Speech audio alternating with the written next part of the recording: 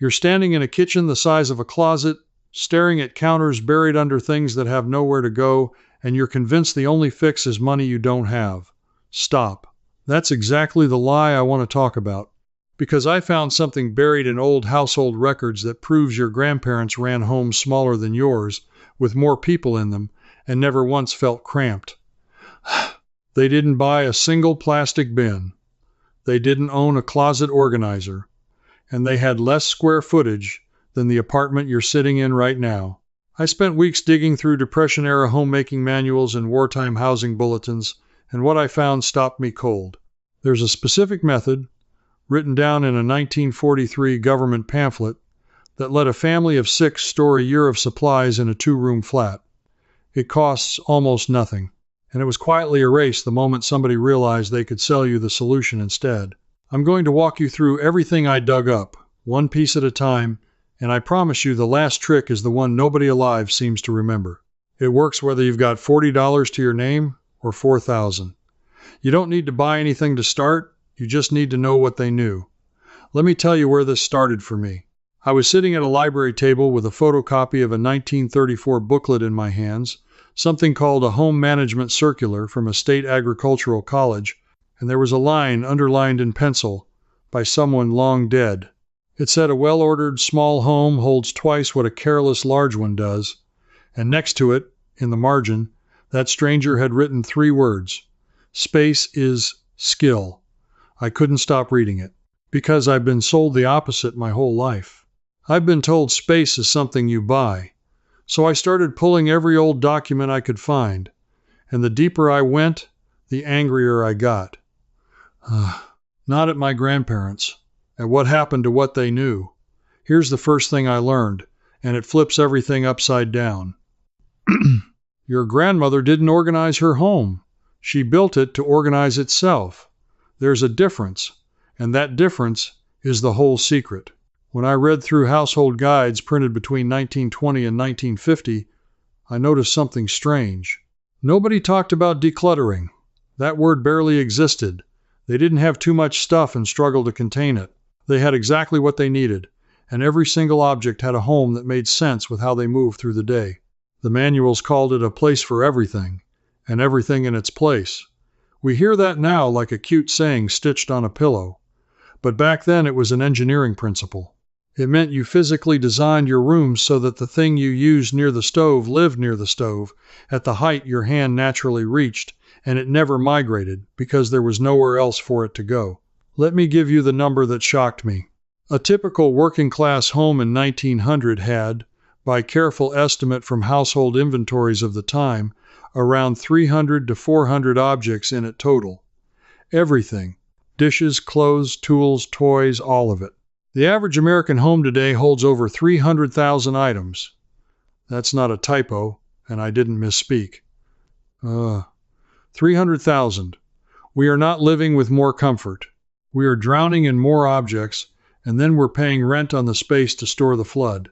So the first trick isn't a trick at all. It's a mindset they had by necessity, and it's this. Before you find a place to store something, you ask whether it earns the space. My grandmother would have laughed at a drawer full of things used once a year. That drawer was worth too much. But knowing that only raised a bigger question for me. If they had so little and stored it so well, what were the actual physical methods? Because a mindset doesn't hang a coat. So I kept digging, and that's where it got interesting. Therefore, I went looking for the how, and I found it in the walls. Here's what I mean. In old homes, and in every homemaking guide from that era, storage went up, not out. We think in floors and countertops. They thought in vertical feet. A ceiling in 1930 was often 9 or 10 feet high, and they used every inch of it. There were rails and hooks mounted high on the wall, running the entire length of a room, well above head height. Pots, pans, baskets, dried herbs, tools, bundles of onions, all of it hung in the dead air nobody thinks about. I measured my own kitchen after reading this. From the top of my cabinets to the ceiling, there was 18 inches of wasted space running the whole length of the room. Empty, doing nothing. That's a shelf's worth of storage, times the length of the wall. And I'd been ignoring it for years because modern kitchens are designed to stop at a comfortable reaching height and leave the top begging. The old-timers didn't waste it. They put the things they used rarely up high, and the things they used daily at arm's reach, and they used a simple wooden step stool to reach the top. That step stool shows up in nearly every old kitchen photograph I found, and I finally understood why. It wasn't decoration. It was the key that unlocked 3 feet of vertical storage on every wall. Now here's where the trail turns dark, and I want you to follow the money with me, because this is where I stopped seeing an accident and started seeing a decision. Somewhere in the 1950s and 60s, kitchens got redesigned. The tall floor-to-ceiling pantry and the high rails disappeared from new construction. Ceilings dropped to 8 feet. The built-in storage that came standard in a 1920 home got stripped out, and in its place came a market. A market for furniture you buy to replace the storage that used to be built into the house for free. Shelving units, storage cubes, closet systems, plastic bins in every size. Think about that. The house used to store your things. Then the house stopped storing your things, and a whole industry appeared to sell you the storage the house no longer gave you. That's not me being paranoid. That's just what the construction records show. Built-in storage costs the builder money and returns nothing extra. Empty space with high ceilings sells as luxury. And you, the person living there, get to buy back your storage one plastic tub at a time. I told you I'd show you the villain slowly, and there's your first look at him. Nobody profits when your home already holds everything you need. A lot of people profit when it doesn't. But that was just the beginning of what got taken, because the next thing I found wasn't about shelves at all. It was about a room most modern homes don't even have anymore, and the fact that it vanished tells you everything. Let me tell you about the disappearing pantry, therefore, because this one genuinely changed how I see my whole home. Before refrigerators were common, which was later than most people think, well into the 1940s for a lot of working families, homes had a small, cool storage room or a set of deep, ventilated shelves, usually on the north wall, the shaded side of the house. It went by different names: a larder, a cold cupboard, a California cooler, which was a clever ventilated cabinet that pulled cool air up from under the house and out through the roofline, keeping food fresh with no electricity at all. I found the plans for one of these in an old university extension bulletin, and they're beautifully simple. 2 screened openings, one low, one high, a few wooden slat shelves, and physics does the rest. Cool air comes in low, warms as it rises past your food, and exits high, pulling a constant, gentle draft. No power, no cost after you build it. And families kept butter, eggs, vegetables, and preserves in there for a week or more. Here's why that matters for storage, not just food. That single cool cupboard meant they could buy food in bulk, in season, when it was cheapest, and store it. They weren't running to the store 3 times a week paying top price for small amounts. They bought a sack of potatoes, a crate of apples, a wheel of cheese, and their home held it. Storage wasn't about hiding clutter, it was about holding wealth. Every jar on the shelf was money that couldn't be inflated away. And I want you to sit with that, because it's the heart of what I'm uncovering. Storage used to be how poor families protected themselves. A full pantry was a buffer against a bad month, a lost job, a hard winter. The home was a savings account you could eat from. When we lost the storage, we didn't just lose tidiness. We lost the ability to buy low and hold, and now we buy small and often, always at whatever price they set, because we have nowhere to keep a reserve. That realization is what pushed me to keep going, because I started to wonder how they stored the things that spoil. Not just cans and jars, but real food, without a working fridge, in a tiny space. And what I found there was so simple, I actually said it out loud to an empty room. But before I give you that, I need to talk to you directly, because I know what some of you are thinking right now.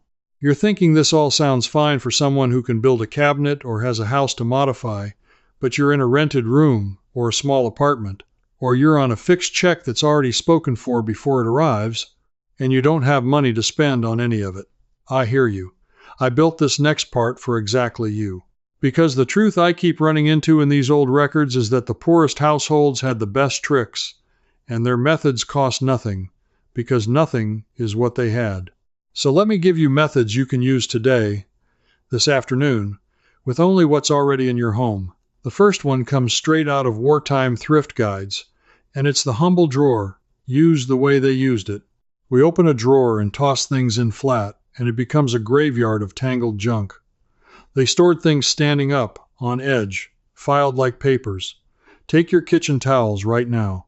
Instead of stacking them flat, where you can only see the top one and the bottom ones get forgotten for years, fold them and stand them upright in a row.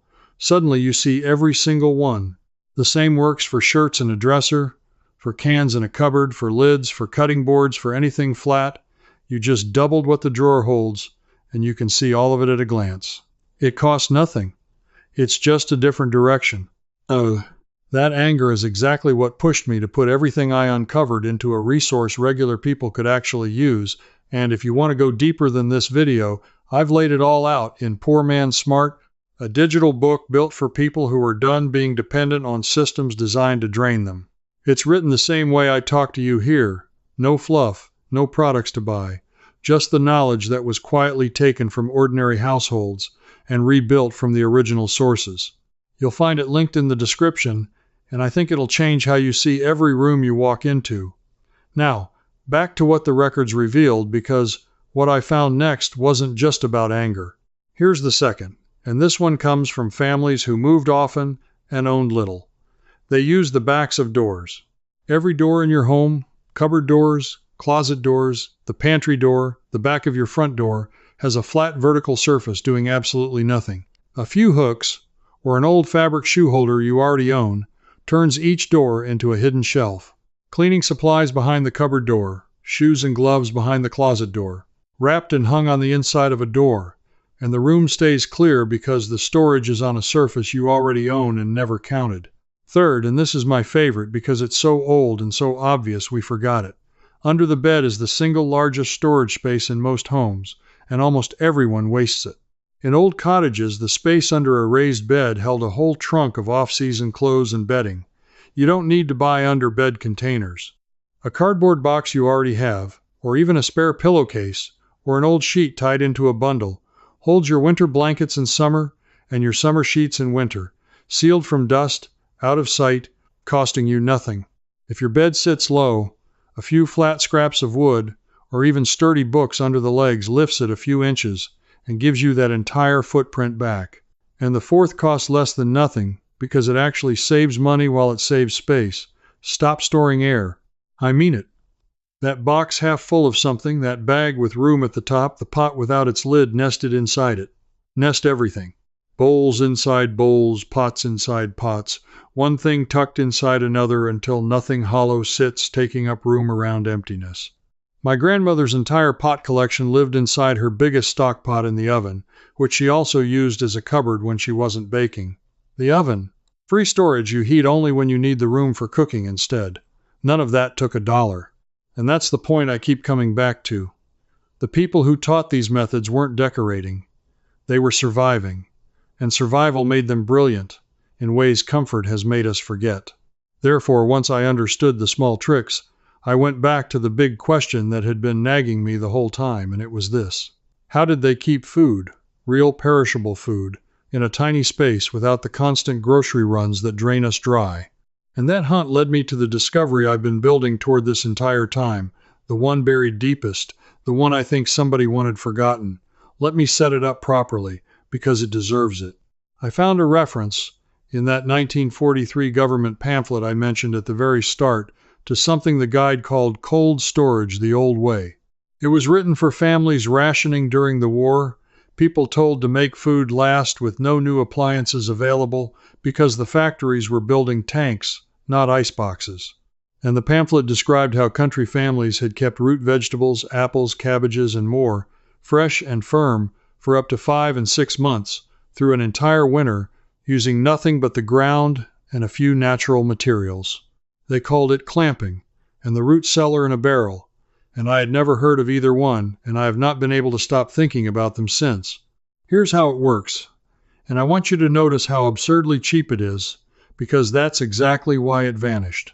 You take a barrel, or a bucket, or in the original method a simple pit dug into the earth, and you line it with straw, dry leaves, sand, or even crumpled newspaper. You layer your vegetables in so they don't touch each other, each one wrapped or separated by that dry material, and you cover the top with more insulation and a lid. If it's a pit or a clamp, you mound earth and straw over it. That's the entire method. The cool, stable temperature of the earth, or of an unheated corner, plus the insulating material keeping the vegetables from freezing and from touching so rot can't spread, keeps your food fresh for months. The university extension bulletins from the 1940s and 50s confirm the numbers, and they're staggering. Properly clamped, potatoes and carrots and beets kept for 4 to 6 months. Cabbages wrapped and stored kept for 3 to 4. Apples, layered so they didn't touch, held for months and actually sweetened. A family could buy or grow their harvest in the cheap, abundant autumn and eat from that store all the way to spring, never once paying winter prices, never depending on a store's shelf. And here's the part that made me put the papers down and just sit there. This method requires no electricity. It survives a power outage that empties everyone else's refrigerator in a day. It costs, if you use a barrel and material you already have, essentially nothing to run, forever. There is no monthly bill.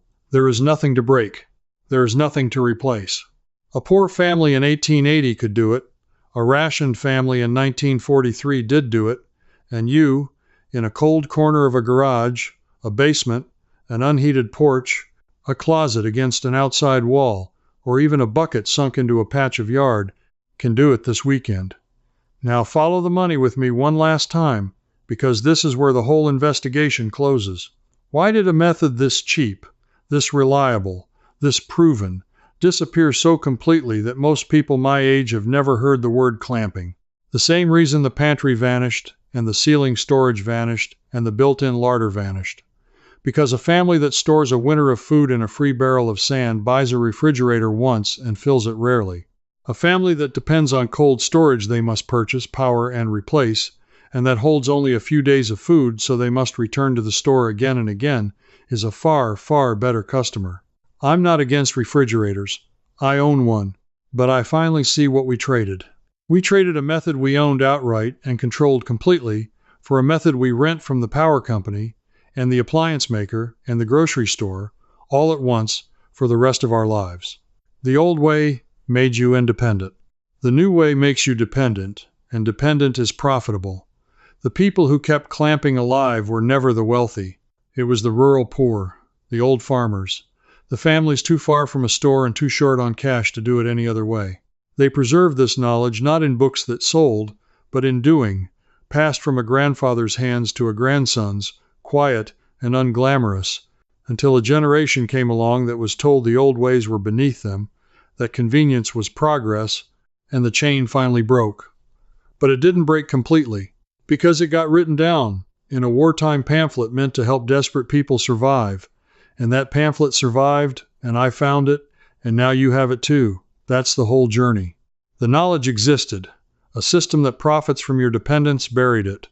Poor and stubborn people kept it breathing in the margins.